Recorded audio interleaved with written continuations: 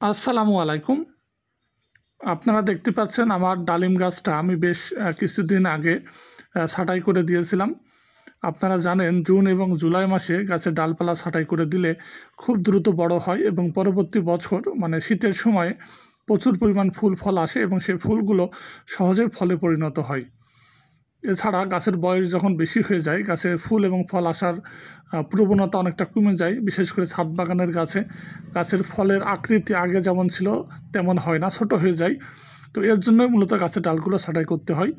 বিশেষ করে আমার এই গাছটা 4 বছর বয়স হয়ে গিয়েছে, এখন গাছের গ্রোথটা অনেক কমে গিয়েছে, গাছের ফলগুলো ছোট হচ্ছে, আগের মতো অনেক যে সুন্দর এবং মিষ্টতা আসছিল ততটা আসছে না। তো এর জন্য মূলত গাছটা ছাঁটাই করা, এবং গাছটা ছাঁটাই করার পরপরই মাটিটা পরিবর্তন করে দিতে হয়। তবে এখন যেহেতু বর্ষাকাল, বৃষ্টি হচ্ছে, মাটি পরিবর্তন করতে খুবই অসুবিধা হচ্ছে, তো এখন আমি মাটি পরিবর্তন করতে পারিনি।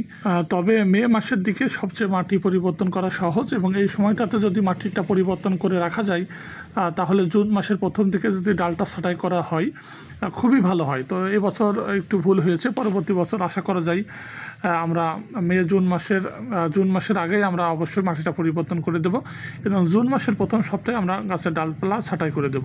এতে করে খুব দ্রুত কুশি পাতা বের হবে।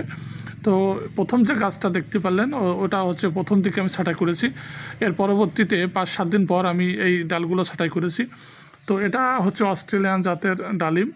এ গাছে প্রচুর পরিমাণ ফল হয়েছিল গত বছর, এবছর ফলনটা কমে গিয়েছে, এর জন্য আমি ছাঁটাই করে দিয়েছি। এবং মাটিটা পরিবর্তন করা একান্ত দরকার, মাটি পরিবর্তন না করলে আসলে ডালপালা ছাঁটাই করে বিশেষ কোনো লাভ হবে না। তবে যাদের গাছ নতুন, গাছ এখনও 1 বছর লাগিয়েছেন বা 2 বছর লাগিয়েছেন, তাদের গাছ এত হার্ড প্রুনিং করার প্রয়োজন নেই, তারা অল্প করে ছাঁটাই করতে পারেন। এছাড়া যাদের গাছে ফুল এবং ফল আছে তারা ছাঁটাই করার প্রয়োজন নেই, ফুল ফল শেষ হলে তখন ছাঁটাই করতে পারেন। এবং যদি 1-2টা ফল থাকে তো সেই ডালটা রেখে বাকি ডালগুলো ছাঁটাই করতে পারেন, এইভাবেও ছাঁটাই করা যায়। এবং এই কুশি পাতা বের হলে অবশ্যই আমরা কীটনাশক এবং ছত্রাকনাশক যদি স্প্রে করতে পারি, গাছের পাতাগুলো কুকড়াইয়ে যাবে না, রোগবালার আক্রমণ থেকে বেঁচে যাবে এবং গাছটা সুস্থ সবল হয়ে অনেক বড় হবে। যেই কুশি পাতাগুলো গাছের গোড়া থেকে বের হবে আমরা ওগুলো ভেঙে ফেলবো, এবং উপরের যে কুশি পাতাগুলো রয়েছে এগুলোতে আমাদের ইনশাল্লাহ পরবর্তীতে ফুল হবে।